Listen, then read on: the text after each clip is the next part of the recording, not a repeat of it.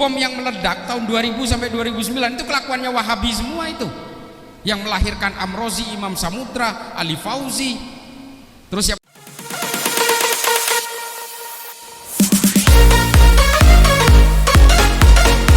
Sampai orang Wahabi mengatakan ini penyembah kuburan. Banyak Pak tudingannya. Tapi NU tidak pernah punya keinginan untuk mengkhianati negara ini, karena berpegangan kepada pemikiran Ibnu Khaldun, berpegangan kepada Abu Bakar Ahmad Ad-Dinawari, dan berpegangan kepada Rasulullah ketika Rasulullah masih memimpin sebuah negara bernama Madinah.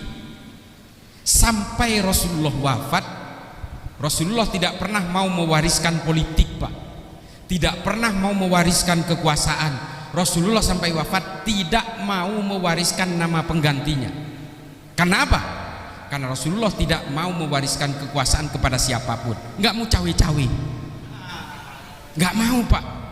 Kalau Rasulullah mau cawe-cawe, beliau akan menunjuk Sayyidina Ali, sepupunya, menantunya, pinter, pintu keilmuan, babul ilmi, dan juga orang pertama yang memeluk Islam. Dan Sayyidina Ali tidak pernah sedikit pun menyembah berhala.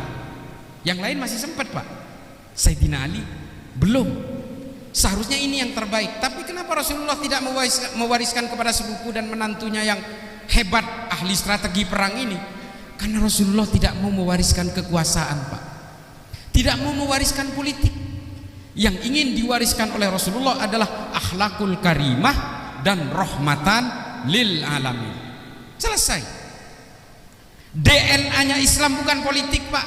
Meskipun orang Islam dan juga agama Islam sendiri tidak tabu untuk supaya orang Islam berpolitik.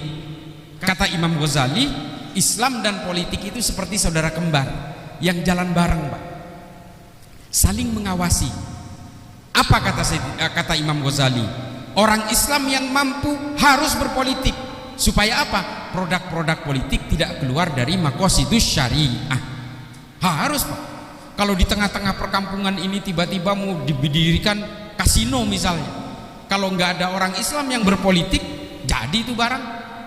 Tapi kalau ada Muslim yang menjadi salah satu anggota DPRD di Bekasi, bisa ditolak Pak dengan tidak menandatangani misalnya. Nah ini penting. Tapi jangan juga menjadikan Islam, membajak jubah-jubah Islam, membajak jubah-jubah dan ayat-ayat dalam Islam untuk menjadikan tunggangannya di dalam mencapai kekuasaan. Gak boleh Pak. Ini selesai. Makanya Rasulullah hanya mewariskan dua itu, akhlakul karimah dan rahmatan lil alamin. Berpolitik boleh. Setelah itu para sahabat berpolitik. Sayyidina Abu Bakar menjadi penggantinya Rasulullah, Sayyidina Umar, Sayyidina Utsman, Sayyidina Ali, dan seterusnya dan seterusnya. Dan ini kemudian menjadi patokan utama. Meskipun, nah ini, sepeninggalnya Rasulullah ada perkelahian dua sahabat utama Pak, yaitu Sayyidina Umar dan Sa'ad bin Ubadah. Ini yang kemudian menjadi konflik politik pertama di dalam Islam. Sayyidina Umar berantem dengan Sa'ad bin Ubadah karena berebut ingin menjadi penggantinya Rasulullah sebagai khalifah. Kata Sa'ad bin Ubadah, Rasulullah itu kan pendatang dari Mekah, maka sekarang yang berhak adalah saya sebagai pribumi. Kata Sayyidina Umar, oh nggak bisa, harus saya dong dari suku Quraisy. Berantem nih berdua. Ini jenazahnya Rasulullah belum dimakamkan loh, ini masih ada, masih dirawat oleh Sayyidina Abu Bakar. Lalu kemudian para sahabat memanggil Sayyidina Abu Bakar, Abu Bakar, udah, ini ada yang lebih wajib. Loh ini juga wajib, saya sedang merawat jenazahnya Rasulullah. Enggak, ini lebih wajib. Kenapa? Karena sahabat ini akan berperang. Kaum Muhajirin dan kaum Ansor sudah berhadap-hadapan untuk saling bacok. Kamu harus damaikan mereka. Datang Sayyidina Abu Bakar, didamaikan oleh Sayyidina Abu Bakar. Para sahabat kemudian beraklamasi untuk memilih Sayyidina Abu Bakar sebagai penggantinya Rasulullah, sebagai khalifah jalan tengah. Nah inilah sistem pemilihan pemimpin pertama yang dilakukan, yang disebut dengan sistem syuro. Nanti pada zaman Bani Umayyah diganti menjadi sistem al-mamlakah. Nanti pada zaman Bani Abbasiyah diganti dengan ahlul halli wal aqdi. Ada tiga konsep khilafah di dalam Islam. HTI mau pakai yang mana? Nggak tahu. kita nggak tahu. Yang jelas sistem syuro ini sudah dipakai oleh orang Romawi 1200 tahun sebelum orang Islam, namanya Respublika Romana. Bukan orang Islam yang pertama menggunakan sistem ini, orang Romawi bos. Yang kedua, Al-Mamlakah sudah dipakai 800 tahun sebelumnya oleh orang Romawi, namanya monarki absoluto. Ahlul Halli wal Aqdi yang pertama bukan, sudah dipakai oleh orang Romawi 400 tahun sebelum Islam, dipakai oleh orang-orang Romawi ketika menguasai kekaisaran Bizantium, namanya Concilium Plebis. Hari ini HTI mengatakan sistem khilafah itu buatan Allah, maka orang Islam wajib menegakkan khilafah. Omong kosong Pak, ini hanya modus untuk menghipnotis kita semua supaya kita mudah ditipu oleh mereka, karena mereka ingin menguasai Indonesia. Tar dulu, ada NU bos, langkahi dulu mayat NU. Nih Banser nih jumlahnya 7 juta, tentara kita TNI nih jumlahnya 1 juta, polisi 462.000. Kalau NU mau memberontak pakai Banser aja secara jumlah udah menang. Tapi apakah NU pernah mau mengkhianati negaranya sendiri? Gak pernah. Apa kata Gus Dur? Negara Kesatuan Republik Indonesia ini jauh lebih penting bagi NU. Itu NU. Makanya kemudian NU itu gak pernah mengkhianati siapapun di negara ini. Ini loh NU. Yang lain udah, itu bom yang meledak tahun 2000 sampai 2009 itu kelakuannya Wahabi semua itu, yang melahirkan Amrozi, Imam Samudra, Ali Fauzi. Terus siapa lagi itu? Banyak, Abu Bakar Bashir, Oman Abdurrahman, Bahrun Naim. Ini kan semua produk-produk Wahabi. Mohon maaf kalau ada kesamaan nama. Ada Dulmatin. Ini semua adalah pengkhianatan kalangan Wahabi kepada Indonesia. Makanya Pak, orang-orang yang ingin merubuhkan Pancasila dan ingin menguasai negara ini pasti sasarannya NU. Kenapa? NU yang menjadi palang pintunya Pak. NU itu artinya negara ini perlu NU, politisi perlu NU 5 tahun sekali.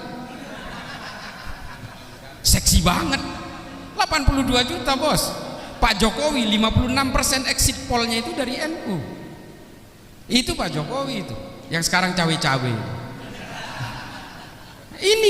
Ini adalah gambaran bahwa NU itu seperti lempung, mau dijadikan apapun oke, manut aja. Gus Dur, apakah ada orang NU yang ngamuk ke Monas, ngamuk ke Jakarta, bakar-bakar tokonya Cina? Enggak ada. Kata Gus Dur, tidak ada jabatan yang harus dibela mati-matian. Negara ini lebih penting. NU itu waktu zaman PKI semua para kiai, para santri dihajar. Apa yang dituduhkan kepada NU ketika santri-santri NU membalas kepada kelompok-kelompok komunis itu? NU dikatakan melanggar HAM. Diam aja NU. Nah itu loh NU itu. Jadi kalau hari ini kemudian ada orang mendadak NU gara-gara politik, kita ketawain aja. Dulu mereka itu mencaci maki NU Pak, bahkan kiai-kiai NU dihina. Hari ini semua siapa sih yang nggak ngaku NU? Ngaku NU semua sekarang itu. Wallahul muwaffiq ila aqwamit thoriq. Ada yang nyanyiin ya lalwaton ini, mohon maaf, meskipun lip syncnya salah-salah, ngafalinnya hanya semalam. Nah ini adalah gambaran bahwa pada akhirnya orang itu akan berpikir, kalau orang mencintai negara ini, maka akhirnya orang berpikir bahwa NU adalah perekat semua. NU ini yang menjadi jembatan di antara tembok-tembok ini. Semua ini Pak. Dan apa yang dikatakan? Apakah ini ada seorang akademisi Pak, namanya Phil Caruso. Ini sudah sering saya bawakan di YouTube. Phil Caruso ini adalah seorang sarjana dari Tillman University, dari Harvard. Dia mengatakan itu, Indonesia kalau kehilangan NU dia akan kehilangan Pancasila. Ini Phil Caruso yang ngomong. Makanya negara-negara itu semua yang hari ini negara berkonflik, kata Phil Caruso, ini kalau nggak ada Pancasila, ya itulah seperti negara-negara yang ada hari ini, seperti Suriah, Somalia, Sudan, Nigeria, Pakistan hari ini, semua mengalami kerentanan yang luar biasa. Yang paling terakhir yang ingin saya katakan dari keteladanan Rasulullah ini, kemudian menjadi konsep awal dari peringatan 1 abad NU kemarin. Di bawah kepengurusan Gus Yahya kemudian NU tidak boleh lagi terjebak dalam harokah-harokah siasa, karena dalam harokah siasa akhirnya membangun kebencian-kebencian satu sama lain. Pada akhirnya NU terjebak dalam al-wala wal bara. Nah ini yang tidak boleh dilakukan, makanya NU kemudian kembali kepada keilmuan untuk mengawal peradaban manusia. Makanya 1 abad kemarin NU lebih fokus untuk membangun fikih peradaban. Karena apa? Orang Islam hari ini banyak yang terjebak dalam kepentingan-kepentingan politik. Pak, teroris yang lahir, Al-Qaeda, ISIS, Boko Haram, Al-Shabaab, Hasan Turabi, Laskar At-Taibah, Jabatul Nusra, Liwaut Tauhid, ini semua karena terjebak dalam kepentingan-kepentingan politik.